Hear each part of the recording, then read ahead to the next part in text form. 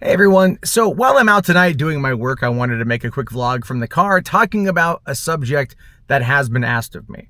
People out there have been wanting to know my thoughts and my opinions on Rachel Zegler and what exactly she said versus how will it impact the movie, and is it all now just a gigantic dumpster fire that generally means that, the Snow White movie will ultimately go down in flames when it comes out next year. Well, before we dive into any of that, let's take a quick look at the most recent Disney live-action adaptations. Of course, we're talking about The Little Mermaid and we're talking about Haunted Mansion. Both of those movies were kind of less than stellar on a domestic front. Little Mermaid definitely did do well worldwide, enough to probably where it eked into some level of profitability. Who knows how well it's doing on PVOD. Haunted Mansion is one that's far better than the trailers made it out to be, but unfortunately, due to the fact that they released a Halloween movie in July, it is what it is. As for the live-action reimagining, because we have to acknowledge that it's a reimagining of Snow White, many people are curious to know what the F is going on, and is Rachel Zegler the new Brie Larson? And I think that's and I understand why people would say that. I understand why they would assume that. I don't necessarily know if I agree with the sentiment. Now, for those of you who don't remember, Brie Larson back, I want to say in 2018 or something, 2019, had made a comment about how she didn't want white male journalists' opinions about a color, The Color of Time or A Wrinkle in Time or whatever the movie was that Ava DuVernay had directed for Disney earlier in the year. That was a flop. And her point to that was, quite frankly, just, I'm not interested in your opinion because this movie wasn't made for you. Which is, the way she said it was stupid. I kind of understand what she's saying. It's like, I wouldn't go to somebody who absolutely hates Star Wars and expect an objective, review of Star Wars. You guys know what I'm saying on that one? So anyway, in this case, I don't think the two are the same on that front. But what we're talking about is social media dumpster fires and how Hollywood is going to respond, right? Hollywood is going to respond, mostly the Hollywood media is going to respond by pretty much backing up what she says, defending her to no end, and then calling anyone who criticizes it a troll, a hater, a bigot, misogynist, or a sexist. I say that because that's just their MO. Ghostbusters, Captain Marvel, other movies to name a few. And let's just be fair, the biggest problem with Ghostbusters 2016 was that it was a bad movie. It was just a bad movie. At this point, we're 6 years removed. We can have that conversation. Captain Marvel was a fine movie, albeit a little boring. So I'm excited to see what happens with the Marvels later on this year. But Rachel Zegler. So Zegler has been on multiple interviews, largely I think around the same time. If you watch a lot of the clips that are floating around, they're almost all from the same event. She's wearing the same striped top next to Gal Gadot, who some people are now calling her Benedict Cumberbatch, as an obvious reference to Tom Holland and his inability to not spoil movies while on the press tour, and having someone like Benedict be like, oh, no, we got you, right? So that's kind of the joke there.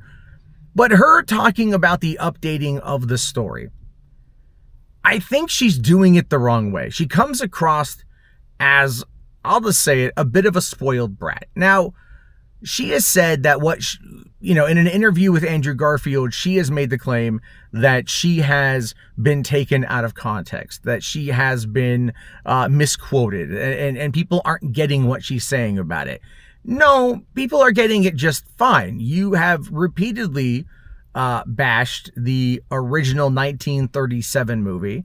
You have talked about how they've updated it, that it's not about Snow White wanting to find love, which is not even what the original movie is about. It's about her running for her life and meeting up with 7 unlikely friends where she forms a bond with them and ultimately ends up needing them to save her. And then the prince comes along, but the prince comes along a year after she has been in the coma, and they met very briefly. They had a musical interlude together, a musical duet. They kind of had that connection, and he was like, hey man, I like you, and she's like, hey, I like you too. And sure, true love's first kiss is kind of a of an odd saying, but I mean, if you think about it, it's kind of like true love's first kiss is usually the first kiss you take, because you don't know if it's true love's first kiss, but you're horny.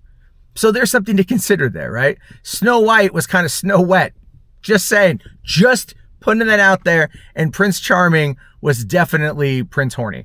So you've got all that stuff, right? But she's attacking that, saying that's not what we're doing in our movie. She wants to be the leader. She needs to be fearless and brave and fair and all of these things her father told her she could be.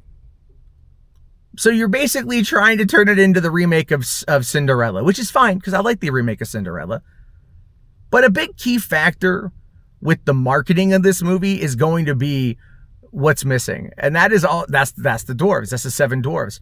There's kind of a reason why when you go to Disneyland, you buy Doc, Grumpy, and Sleepy merch more than you see people rocking a Snow White tee or a hoodie or a plushie. They don't really sell. The idea of these live action remakes is in many ways to sell toys. We saw this with Elemental. Disney tried to push Claude as a character who, like, they did this weird kind of fake reaction for. They were trying to, like, play up this TikTok trend coming off of, like, the Minions or things like that. Or maybe like an Avengers moment when, like, everyone gets together and the whole audience erupts. Like, it's really cringe marketing. How are you going to market a whole bunch of fantasy creatures in the way that's going to be anywhere near as endearing as the Seven Dwarfs? Now, listen, I understand that in the modern age, that's definitely something that's going to be difficult to do. Peter Dinklage isn't a big fan of it, but other people are. I think Tony Cox was kind of against them changing it or whatever. Like, you just have different opinions, right? Different strokes for different folks.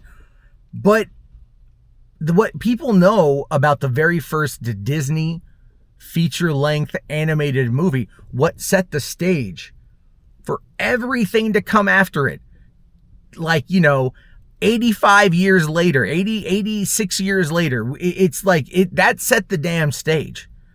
So attacking that under any capacity is largely stupid.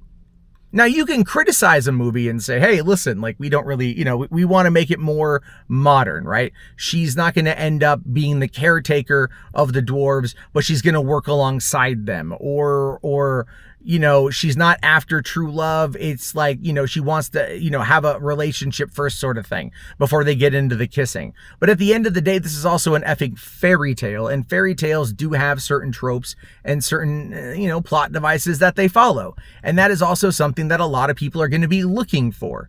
The thing is, like, look at The Little Mermaid. Structurally, the only thing that really changed was that Ariel was now black.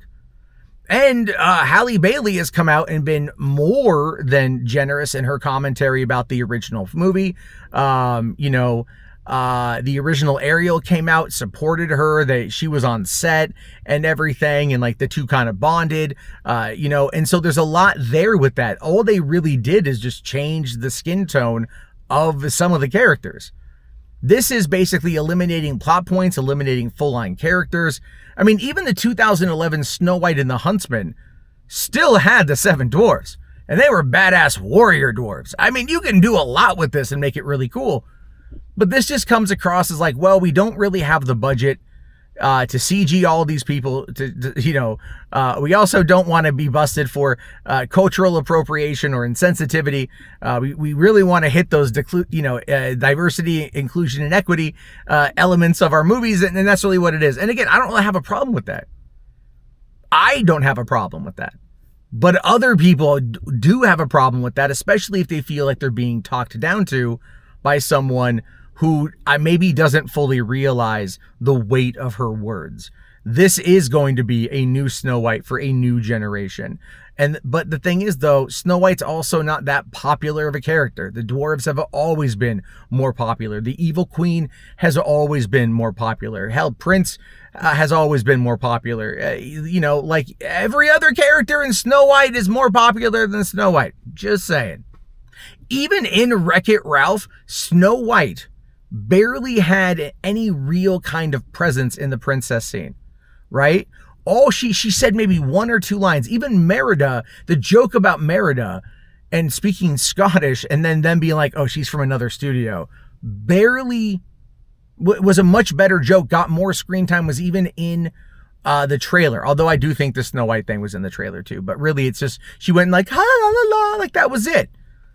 I don't want to say no one cares about Snow White, but there's just, because people do. But the way I'm looking at it is like, when you look at the grand scheme of things, you look at the marketing, you look at how everything is, obviously Snow White is not the draw.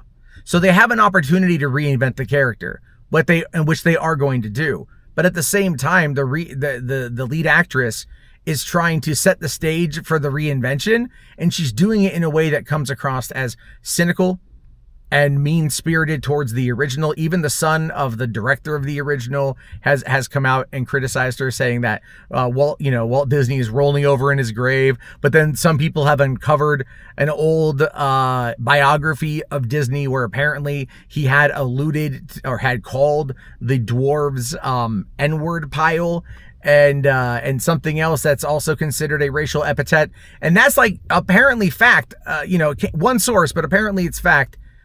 And I'm like, yeah, like that's messed up, man. Like, don't do that. Like, that's bad. But you don't have to do that. You know what I mean? Like, you don't have to alter everything in order to modernize it. Just freaking modernize it.